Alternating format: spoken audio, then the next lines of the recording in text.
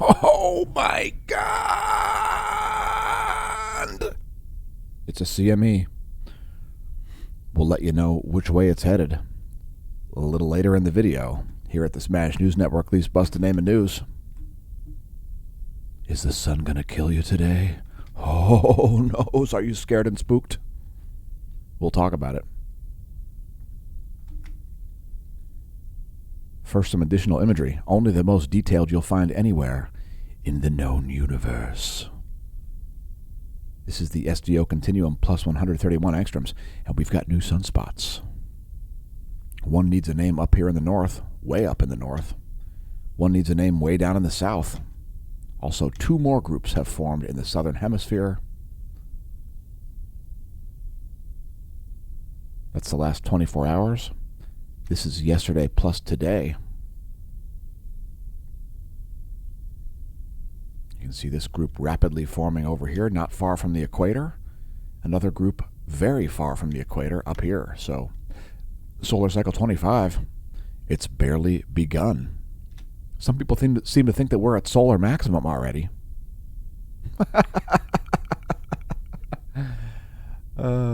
I find that humorous and cute. We wouldn't see sunspots so high at such a high latitude if we were at solar maximum. Continuing on, let's talk volcanoes. I'm wondering what's erupting. And the list includes Shivaluch, which is producing a flight level 110. It's an 11,000-foot ash plume. Abiko, exploding 13,000-foot ash plume. Suminose Jima erupted. Produced a 7,000-foot plume of volcanic ash. Please do not pole vault the caldera. Headed down to Guatemala, exploding also is Fuego. Flight level 150, 15,000-foot ash plume. Down to Colombia, Nevado de Ruiz is exploding. Flight level 220. Similar size ash plume from Sangay, flight level 220. It's a 22,000-footer. 15,000-footer from Revenador as it explodes as well. Flight level 150, flight level 220 also over Sabancaya in Peru as it explodes. Largest quakes of the past 24 were 5.5 magnitude quakes. It's been moderate levels of activity. No major quakes over the past 24 hours. That's the past 90 days. Here's the past 24 hours. So there was a 5.5 at Peru. Also a 5.5 just off the coast of Italy. South Sandwich Islands had a 5.0 in the middle of nowhere in the southernmost Atlantic Ocean.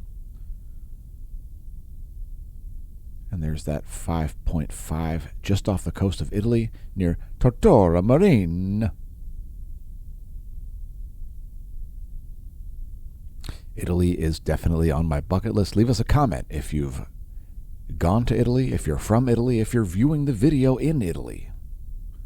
Japan also had a 5.4, so the largest quakes were 5.5s and 5.4s. Let's continue on here to go back to space. Space, a frontier.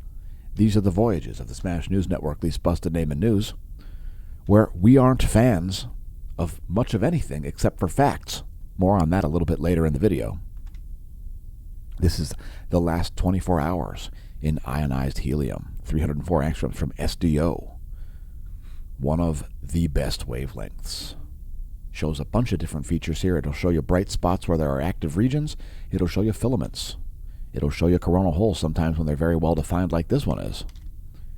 Here's some different wavelengths. These are 1700 plus 193 angstroms.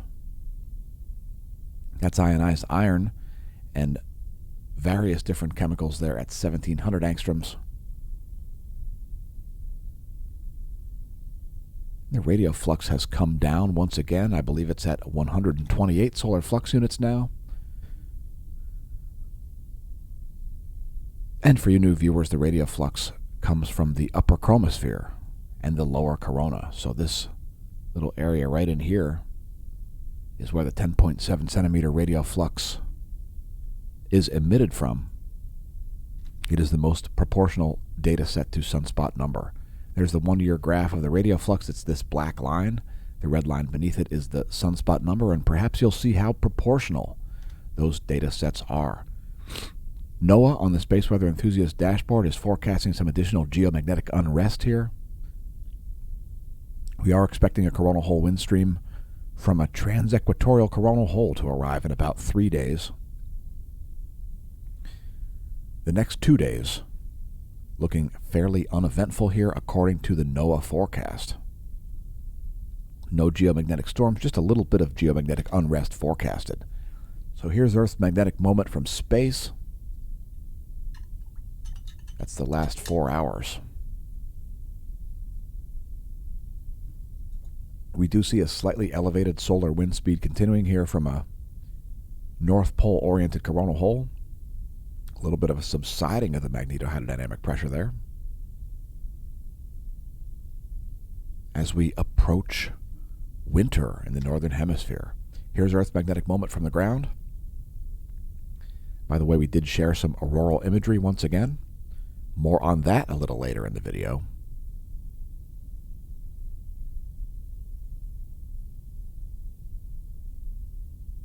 This will show you the most likely places for pipeline, railway, and power line induction, as well as the aurorae. That's the last 4 hours, Earth's magnetic moment from the ground. K-index nearly at 4 here, so we're at 3.67. You could round that to KP4. I'm not exactly sure how that works, but KP 3.67, nearly in geomagnetic unrest conditions here. And moving right along to the real-time solar wind to see a subsiding coronal hole high-speed stream. Current conditions are about 470 kilometers per second. For the velocity, solar wind density, about 8.7 protons per cubic centimeter. There are your GOES magnetometers. We're seeing pretty high lows here on the GOES magnetometers, although pretty smooth considering there is a coronal hole high-speed stream. Next, the top view ecliptic plane field plot. And one thing to watch if you're viewing this imagery yourself, folks, is the migration of the north solar polar field. It is still partly fixated at the north polar region, indicating that solar cycle 25 has a long way to go. Here's our line of sight field plot. The sun's B field shown here in blue. North solar polar field in green, which is almost entirely oriented toward the Earth. South solar polar field in red, which is sort of mostly on the far side of the sun. And let's move to coronal holes. Here's our coronal hole line of sight plot. Coronal holes not discovered until the 1970s. Why? Because we can't see them unless we're in space. Yes, space. And if you think space is fake, please don't leave a comment. You are an imbecile. Yes, space. It's where stars reside. If you look up in the night sky, you'll see these stars there. Those are in space. And if you're wondering why the atmosphere stays attached to the Earth, that's from a thing called gravity. That's why we have this nice gradient atmosphere. You know, it's kind of dense at sea level. It's kind of diffuse at the ionosphere level. So that's our line of sight coronal hole plot. North Pole-oriented coronal holes mostly there. Some South Pole ones rotating in the northeast up here. So here's some imagery from SDO showing coronal holes. You'll see these get a little bit more well-defined in the coming day or two. At the moment, this one is the most interesting one. It is right in the Earth-facing zone as we make the video. That is spewing out protons, by the way. There is a radio jet emanating from that coronal hole. It's a cosmic ray light source. And let's move to sunspots, because again, we've got several new ones. So we'll have possibly 2 more named groups down here in the southern hemisphere, this one here, as well as this one down here. And this one up here will absolutely get a name as well. So we're going to have at least 2, possibly 3 new named sunspot groups. It'll be 3137, 3138, and 3139. If all 3 of those get names today, it's likely that at least 2 of them will. And let's take a look at some imagery. Here's the SDO magnetogram for the past 24 hours.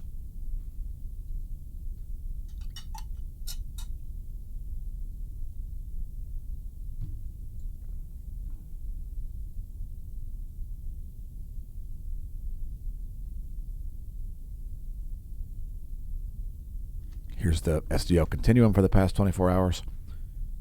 And Sergiddy615, thanks for leaving a comment, who says gravity/magnetism. I still think that's a debate to be had.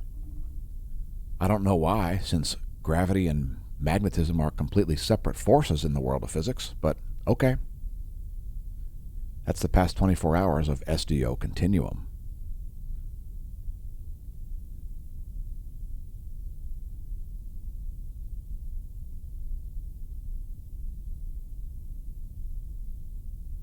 There you can see that one sunspot down there. And let's continue on. Today we're going to do a cosmic ray update. We haven't done it for a while. So let's go as far south as we can get to DOMB Antarctica to see an uptick in cosmic ray flux at DOMB Antarctica. That's the past 30 days. From the University of Oulu's DOMB Antarctica Cosmic Ray Monitor, there is DOMC Antarctica, an uptick at DOMC as well. Next, Oulu, Finland, an uptick at Oulu, Finland. Now, I would note something, folks. Remember, this solar cycle and this solar cycle are opposite polarity. And if you notice, there are some differences here in the graphs. You can see these, every other cycle has a flatter top. These have a more spiked top. Does that have to do with polarity? Well, the answer is we don't know, but it is indeed interesting as we see these similarities in the shapes. So that goes all the way back to 1965. That's Oulu, DOMC, and DOMB all showing upticks in cosmic ray flux. Next, going way down south to the land of Mexico to see a little uptick there at Mexico as well over the past 30 days. Let's go a little farther north to Greece, Athens, Greece. There is the Athens Neutron Monitor. That also showing an uptick over the past 30 days. And last but not least, we'll go to Apatity and Barentsburg. So check it out, Apatity showing an uptick for the past 30 days. And also Barentsburg. Now, let us know in the comments if you know a cosmic ray source. Can you name a cosmic ray source? So we've just shown an uptick at every single cosmic ray monitor of 7 around the world.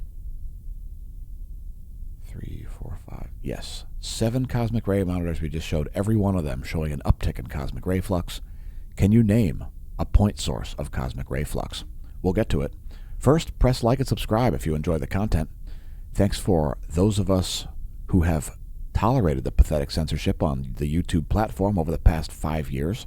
We've only been providing the most detailed space weather and imagery of the sun anywhere in the known universe. Check our playlists for unrelated videos, like Do One Thing, since the journey of 1,000 miles begins with a single step. We do lots of things besides space weather here at the Smash News Network, least busted name in news. Press like, press subscribe, press share, etc. Visit our links, which include our link to Twitter. Yes, Twitter. You'll see information you won't see anyplace else if you view us on Twitter. So check that out. We got to have exclusive content. If you don't have a Twitter account, create one. And if you think censorship is fixed on Twitter, well, think again. It's just as pathetic as it was last year. Absolutely pathetic. Promoting stale, boring, parroted ideas by ultra-famous, ultra-rich people. And the hashtag system is broken, and Twitter misleads investors, just like Google and Meta, and Apple for that matter. Next, I want to talk about the only known cosmic ray source. Now, if you've never seen the Neil Gorell's Swift Observatory, Neil Gorell's was obsessed with the most energetic explosions in the universe. And so, this observatory is named after him. Now, this is an X-ray observatory, and it's got a lot of information in it. If you want to check it out, check out the Neil Gorell's Swift Bat X-ray Observatory.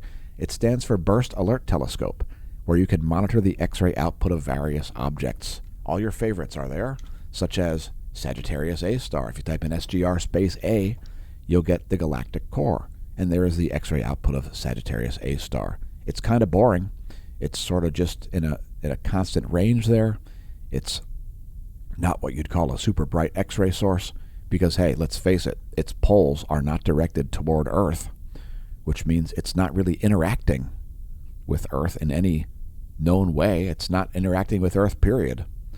Because the stars in the galaxy interact with each other, not with the galactic core, despite the fact that they are orbiting the galactic core. Anyway, so the point is a cosmic ray point source. So the only known cosmic ray point source is Cygnus X3. This was discovered also in the 1970s by accident when somebody built an underground, what amounted to a cosmic ray observatory, without realizing that despite being under 1,000 feet of granite in Minnesota, I believe it was, they were detecting the output of Cygnus X3, an X-ray binary, one of the most powerful X-ray sources in the entire sky, the brightest intrinsic object visible from Earth. That is the X-ray output of Cygnus X3, the star Deneb. It's the tail of the swan. The ancients seemed to believe that it was the origin of all life and where all life returns after death, that where the souls go or where they come from or something. For whatever reason, they thought Deneb was somehow related to life itself. Anyway, those are the X-ray outputs of Cygnus X3, aka Deneb. If you want to read more about that, by the way, you can check out the Smasho forum. There's a cosmology forum on there that talks all about just Deneb, just one star, an entire thread about it. So check that out if you like, and let's talk about our mission. So we have a mission here at smashomash.com, smashomash.org, the Smash News Network, the Smash Team, etc., and the mission is to assist, study, and report on the ongoing formation of a unified theory of physics, to raise the awareness of the general public of the relationship between space weather and Earth effects, to connect and consult with media organizations to multiply our reach, to demonstrate cutting-edge proof-of-concept solutions to problems, to publish scientific papers in a multidisciplinary manner, including but not limited to the sciences you see before you. Yes, we're writing a paper to explain the solar sunspot cycles, because science is a rabbit hole that you often jump into. You ask questions, and you receive answers to questions not asked and more questions as opposed to answers to questions asked. Also to assist mankind by advancing the study of predictive phenomenon in order to optimize value, reduce risk and liability, save lives and resources, and adapt, no matter what the adversity is. And last but not least, to not be ossified in our beliefs and to treat those who are with love, respect, and inclusion to the scientific discussion, because if you're ossified in your beliefs, you are not doing science. You are doing dogma. And don't do dogma and claim to be doing science if you are a cult leader. Another link you may find on the homepage at smashomash.com, as well as below this video, is a link to the Hemp Lucid site. So check that out. Do your shopping for your Hemp Lucid products via our link. We greatly appreciate everybody that helps us out that way. Get your CBD products. Did you know there's even CBD lip balm that makes great gifts? If you want to buy somebody a cheap gift, get them some CBD lip balm. Depicted right here. And we've done tests of this one. There you go. A 3-pack is only $11.37. Again, links below the video to the Hemp Lucid shop, as well as on the homepage at smashomash.com. Welcome to the Neo Renaissance. Visit our links. Again, you can find them below the video, as well as on our various different pages. In 2019, a crack YouTube unit was sent to social media prison for a crime we didn't commit. We promptly escaped a maximum security stockade, social media stockade, that is, to the internet underground, where we survivors produces a fortune. If you have a problem, if no one else can help, and if you can find the content, maybe you can hire the Smash Team. Indeed, you can, and you can find links on the homepage to that. Did you know that I'm not a fan? Yeah, I'm not a fan of anything, except for one thing, folks. One thing, the truth, also facts. And thanks for leaving a comment, 1057. Good morning to you as well. I'm a fan of one thing, folks, facts and the truth. Whew. That's part of the reason why the Smash News Network Least Busted Name of News is the least busted name of news. Why is that? Because being a fan is to be a fanatic. So if you're interested in word etymologies, if you want to use your language correctly. Now, I'm a published poet, therefore I have a compact ability to speak. And if you want to be a fan of something, keep in mind that that might be considered fanatical. That's why I'm not a fan of much of anything besides facts. So the truth is out there, folks, and it is waiting for you to discover it. Just keep in mind that if you are a fan, you might be a fanatic. Hopefully you're not a cultist. You can also find our merch link on the homepage as well as below the video. So check out the products. They're colorful. The print quality is ridiculous. So don't pull Vault the Caldera. If you're going through hell, keep going. Universum Liberate. Today's featured product is, once again, associated with word etymologies. It's Google defined, because what's the definition of the word Google? If you're using a Google as a verb, it means to use the Google search engine to obtain biased information about something or someone on the World Wide Web. So perhaps start a conversation about that. Perhaps use an objective search engine. I don't know what to tell you if you're still using it as a search engine and a verb. I think you are deranged. And the use of the word Google as a verb makes my ears bleed, as it is not only the world's largest search engine, it's also the world's second largest search engine because it powers YouTube, which is the world's second largest search engine. So if you want to talk about a monopoly, it's the evilest one probably in the history of mankind because it seeks to control information itself, affect all kinds of things such as politics, and lots more. Information itself. Sadly for Alphabet shareholders, Google cannot break the internet, but the internet can break Google. Markets do not forgive or forget. So if you're using Google as a verb, make sure you use it correctly, because it means to obtain biased search results about someone or something on the World Wide Web. Fix your health up by not using Google as a search engine and by using the American Better Health Organization, otherwise known as SureMed. Its mission is to improve your health. So why not become a member? You'll get doctors by phone, counselors by phone, virtual veterinarians, dental discounts, vision discounts, and lots more. The pharmacy discounts are spectacular. I experienced a discount of like 80% when I had COVID in July. Yes. It was exciting. And it took me about 3 days to recover. SureMed. Links below the video and on the homepage to SureMed. Drop me a line if you are not familiar with the benefits. It's an association membership, not insurance, although it does allow you to purchase group insurance as a member of the group. If you want to support the channel via subscription services, become a member of the Smash Team. We're regularly putting up posts about various things that are only available to Gold and Silver Smash Team members. The best value is the Gold annual paid-up subscription. So consider that. You'll get some merch thrown at you, some complimentary merch, part of the Gold annual paid-up subscription. Thanks to our Gold and Silver Smash Team members, there's also a bronze level for if you're unable or unwilling to open your cobweb-encrusted wallet and send us a few bucks per month. Moving back into the realm of space weather data. Ghost proton flux remains flatlined. No relativistic particles, no major flares over the past 24 hours. Just a few minor, barely even C-class intensifications here. Like a C1.2 and a C1.29. Little tiny flares happening. And let's take a look from the SDO. So here's some composite imagery. This is 131 plus 94 angstroms.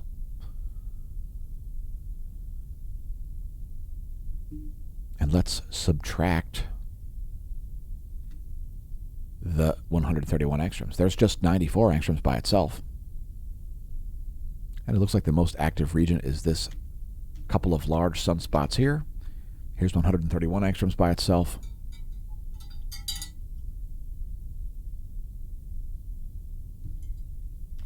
And let's continue on to show a star chart. If you want to build your own star chart for your location, head to in-the-sky.org. This is what's going on over Lehigh Valley, Pennsylvania. The only known cosmic ray point source is actually slightly below the horizon here. If you're up before dawn, you might see Mars high on the ecliptic, near the galactic plane, which is that blue line there. And let's do a solar system forecast. We show it daily. Now, people are probably frightened and spooked here because we've got Venus and Mercury and the Sun and Earth and Mars and Uranus all in sort of like a straight line here. And that's going to cause people to be scared and spooked. They're going to think that the planets are going to be pulled out of alignment, as if this hasn't happened like about 1 trillion times throughout history. But in any case, there you go. That's the situation currently occurring there. And happy All Saints Day, by the way.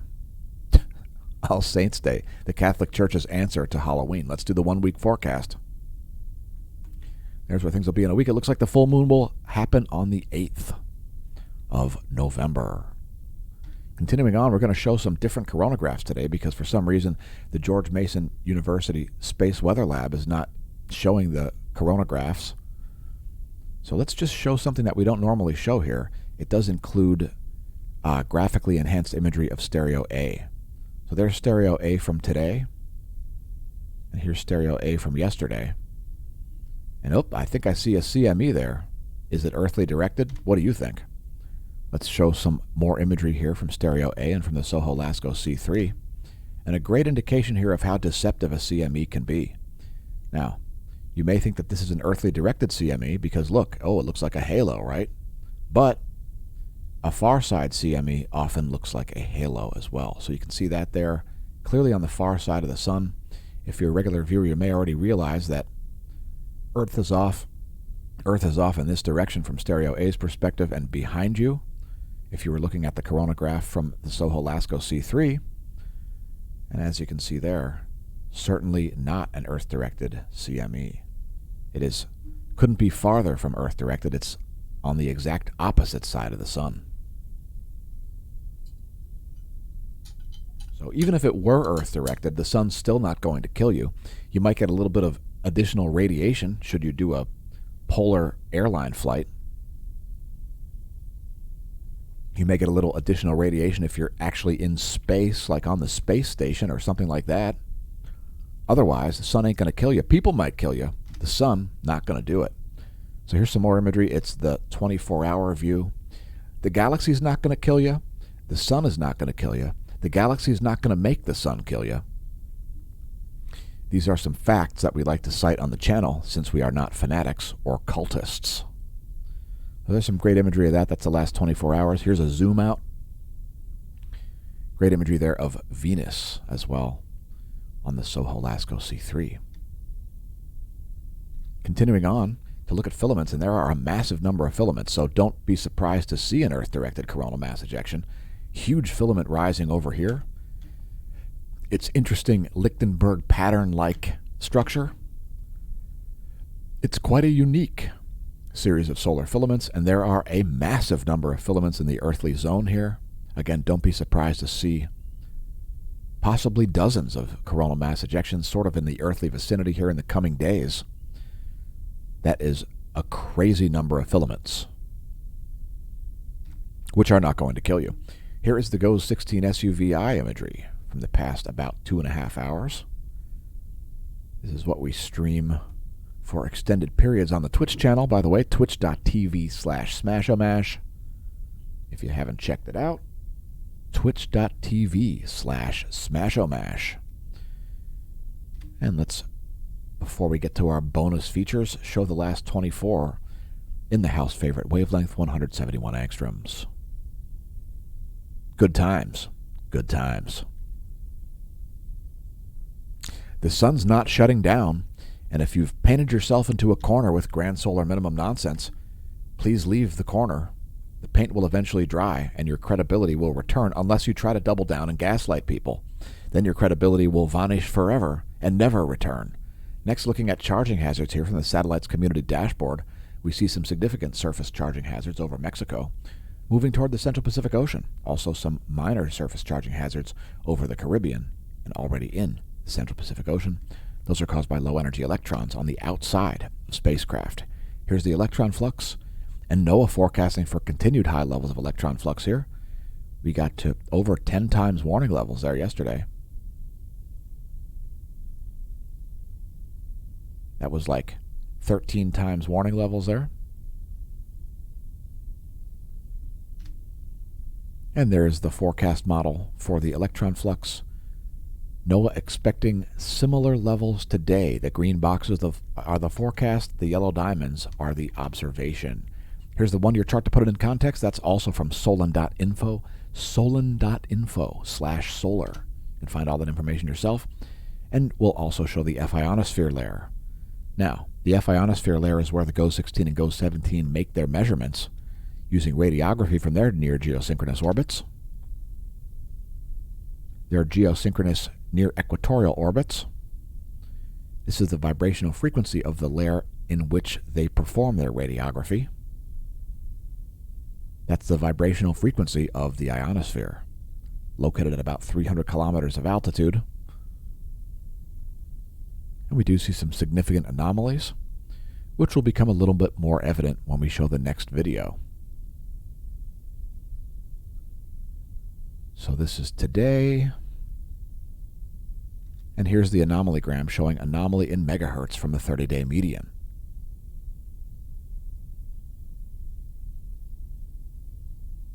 One thing I would note is keep in mind that anomalies over South America are not that anomalous, because that is the weakest point in Earth's magnetosphere right there. So anomalies in the ionosphere over South America are, well, they're more normal than they are anomalous. So you see a lot of rapid swings from high to low frequency over the South Atlantic anomaly, which maybe should get renamed as the South American anomaly since it's over the center of the continent now. There also is a less significant anomaly here over South Africa. Anyway, that's the anomalygram, anomaly in megahertz from the 30-day median. And here's the latest image. That's 10:45 Universal Time. And wow, we are running massively late today. Let's continue on here to show the total electron content forecast. It's the free electrons between your GPS satellite and your handset. We are shockingly late today. Where did the time go? It's already November, and we have massive GPS errors likely over the North American continent once again. So quite a few electrons here a little bit out of place. They tend to concentrate around the equator around noontime. You can see huge GPS errors there expected over most of the U.S., large portions of Canada.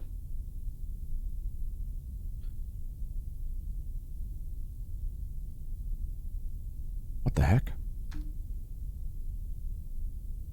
Are we looking at data from 1027? We're looking at data from 1027, folks. Wow.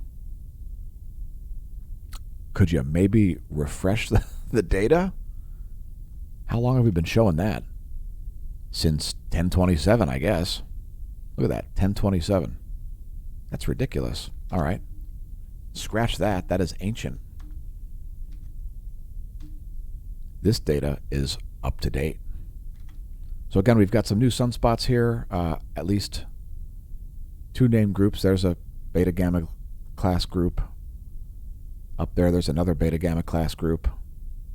There's another beta gamma class group. And up here, way up in the northeast, there's an alpha class group. So, some sunspots needing names here. There's the rockback. How about one more series of images? This is Iron Star. 3 species of ionized iron from SDO. That's yesterday plus today. As it's time to move to meteorology. On that note, let's pause for station identification. Once again, thanks for tuning into the Smash News Network, least busted name of news. We're going to start out the meteorology segment here by looking at pressure. Yes. Mean sea level pressure. In Central America being threatened by a tropical system here. However, if you think that pressure's low, check out the pressure in the Southern Ocean. Some extreme low pressure systems down there. 954 hectopascals, 960 hectopascals, 950, 955.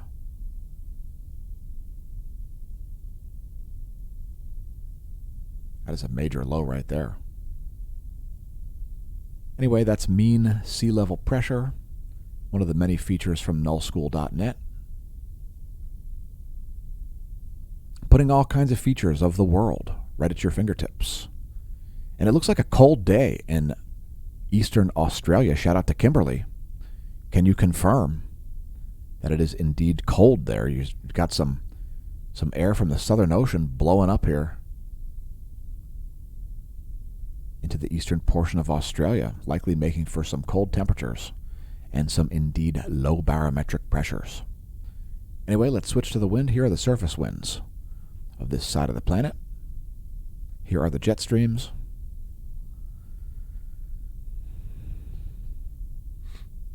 An anticyclone has formed in between Japan and the Philippines.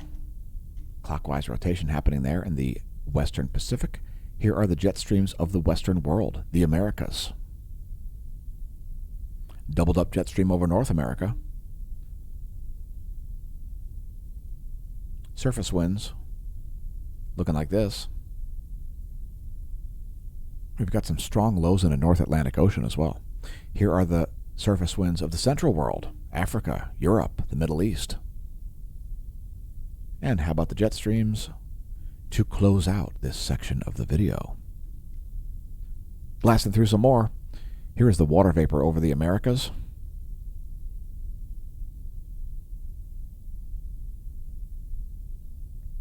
Some rowdy water vapor there over Brazil. Yowzers. Some heavy moisture in the atmosphere there. And also that system moving toward the Yucatan Peninsula.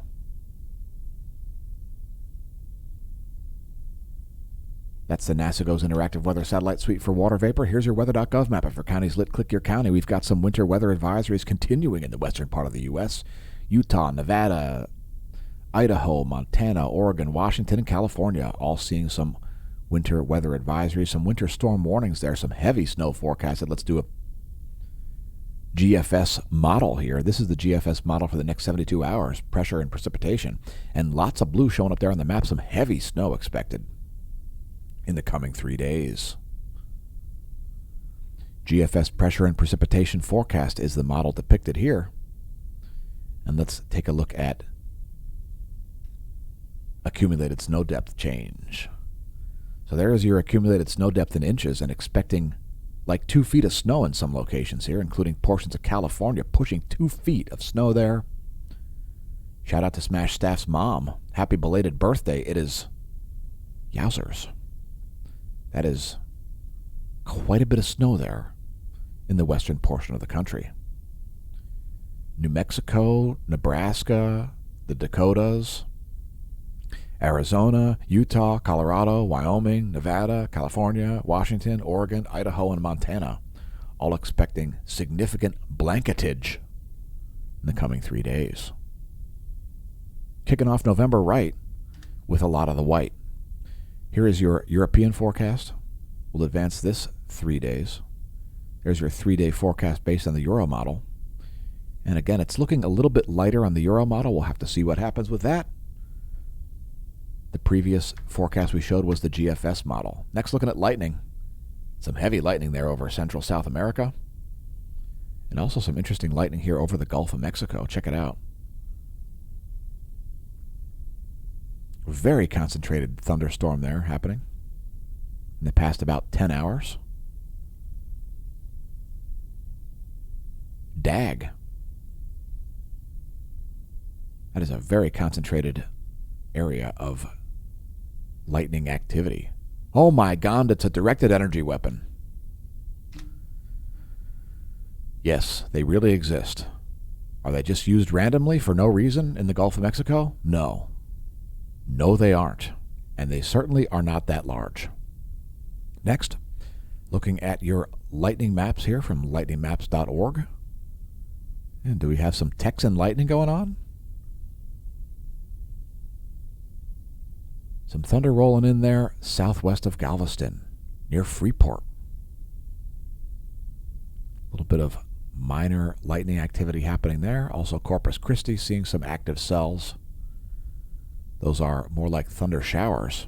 And let's continue on. Here's your weather.gov. It's radar.weather.gov to show the Doppler radar map. And it is indeed animated, so let's focus on the lower 48.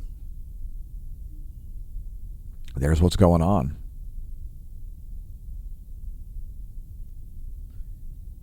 And how about your interactive weather satellite suites? Well, we've taken too long to put them up, so we've got to refresh those. Give us just a minute. As we'll show you the water vapor and the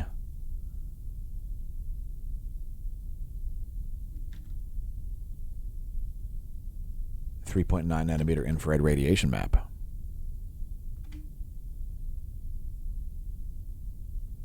There is clouds and fog as it is still dark over Pennsylvania. It's too dark to use the visible satellite. There is water vapor. That'll show you all the water vapor. And it's pretty moist skies there west of the Dakotas. Here's your recap. The U.S. Doppler radar map showing vertical motion of water droplets. Some strong storms there moving toward Houston as we speak.